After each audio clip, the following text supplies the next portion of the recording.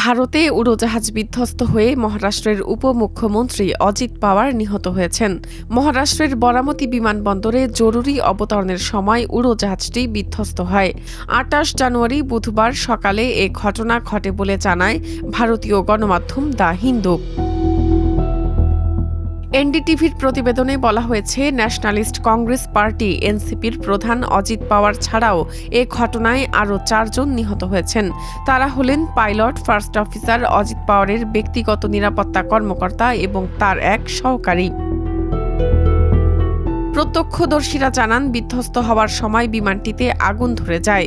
দুর্ঘটনার পরপর পুলিশের কর্মকর্তা ও জরুরি সেবাদানকারীরা ঘটনাস্থলে ছুটে যান। ভারতের বেসামরিক বিমান পরিবহন পরিচালক সংস্থার প্রাথমিক তথ্য অনুযায়ী উড়োজাহাজটির কোনো আরোহী বেঁচে নেই। উড়োজাহাজটি বুধবার সকালে মুম্বাই থেকে মহারাষ্ট্রের উদ্দেশ্যে রওনা দেয়।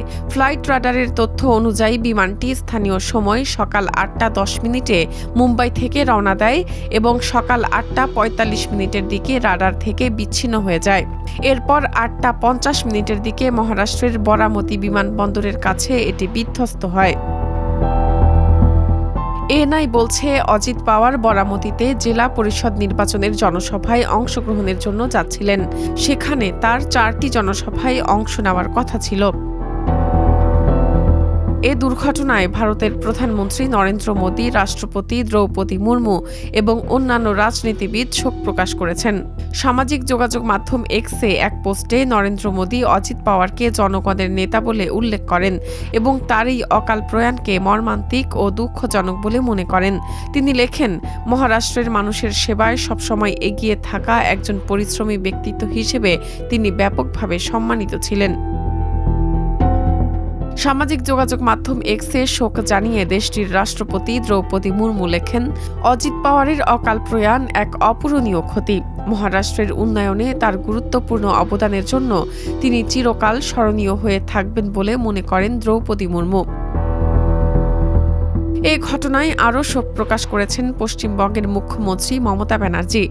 এক্সে এক পোস্টে তিনি লেখেন, অজিত পাওয়ারের আকস্মিক প্রয়াণে আমি গভীরভাবে শোকাহত ও স্তব্ধ। পাশাপাশি এ ঘটনার সঠিক তদন্তের দাবি করেন তিনি।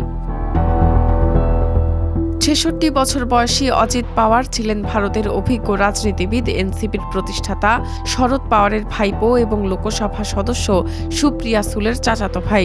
২০২৩ সালে তিনি এনসিপির অভ্যন্তরীণ সংঘাতের নেতৃত্ব দেন এবং শরদ পাওয়ারের বিরুদ্ধে অবস্থান নেন।